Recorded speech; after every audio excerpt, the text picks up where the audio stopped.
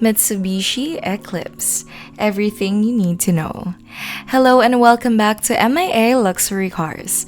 For today's video, we will be going to talk about Mitsubishi Eclipse, everything you need to know. Let's get started. This is everything you need to know to get up to speed on the Mitsubishi Eclipse. In the 70s and early 80s, Chrysler was importing fuel-efficient Mitsubishis and rebranding them as Chryslers. In return, Mitsubishi got to grow as a company, but Mitsubishi wanted to sell directly to Americans through their own dealer network. The only problem was that the Japanese brands had a voluntary restriction on how many cars they could bring to the United States. Anyway, Mitsubishi and Chrysler decided that it would be more profitable if Mitsubishi built more models in the US with help from Chrysler. This partnership was called Diamond Star Motors, or DSM, taking its name from the pointy logos shared by both brands. DSM would build a new factory in Normal, Illinois, and the first car they would build would be a two-door, four-cylinder coupe. We'll just refer to the Eclipse, Eagle Talon, and Plymouth Laser as the Eclipse, as they are all essentially the same vehicle. The 1989 Eclipse made its debut and it was offered in 4 trim levels. The 2 must-have items are the GST and GSX. The 4G63T. Sounds familiar? It's the same turbocharged 4-cylinder engine that powered the Evo. The 4G63 is the foundation of which tuners would build the Eclipse into one of the most capable tuner cars of all time. The engine wasn't the only thing the Eclipse and Evo shared. While the GST was front-wheel drive, the Eclipse GSX came with all-wheel drive. The same all-wheel drive found in the Evo 3. This means that the Eclipse is basically a two-door Evo. Before, large block American muscle vehicles were only allowed on the 2-lane blacktop. However, when the Eclipse appeared on the scene, racers realized that there might be another option. For the 1995 model year, the Eclipse received a comprehensive makeover. Its body was more streamlined, and the 4G63T now produced 210 horsepower. Every racing video game you can imagine featured this automobile.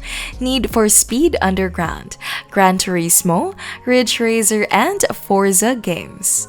The American tuner scene can be split into 2 distinct time periods, and the Eclipse is notable in the fact that it helped set them both off.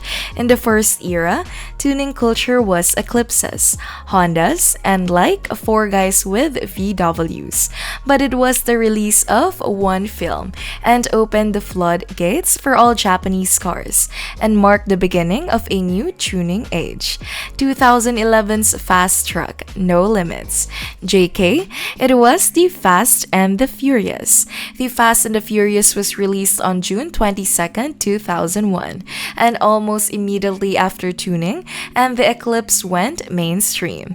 In Paul Walker's very first scene in the series, he's driving a 1995 Eclipse in a Dodger Stadium parking lot. This Eclipse in particular was not powered by the 4G63, but a 420A from the Dodge Neon.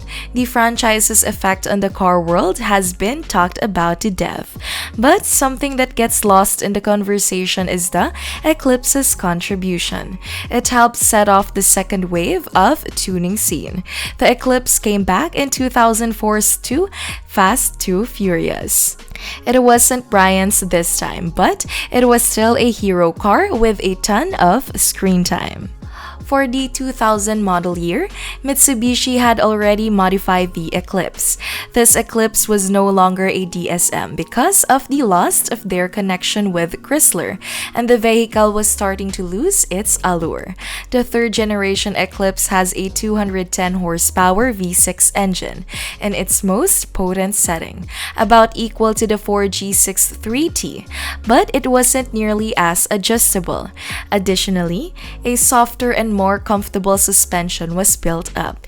Because it wasn't intended to be, it wasn't as sporty as the first and second generations. The Evo, which eventually made it to America in 2003, was the only Mitsubishi that was available if you wanted a performance-oriented, turbocharged all-wheel drive vehicle. In 2006, the Eclipse had another makeover with a style drone from the second-generation vehicle and a new 263 horsepower engine. Although it had a devoted following, sales have been dropping ever since its first year. Only 1,173 Eclipses were sold by Mitsubishi in the final year of manufacturing. But the Eclipse's story didn't finish there. There were whispers that the automobile will return in 2016? Would Mitsubishi bring back the two-door sports coupe to compete with the current crop of low-cost sports cars? The tidal wave is sparked. What have you learned about our topic? Please let me know by leaving a comment below. And if you enjoyed this video, please press the like button, turn on the notification bell, and subscribe to our channel for more videos like this. Thank you for stopping by to watch. See you in our next video.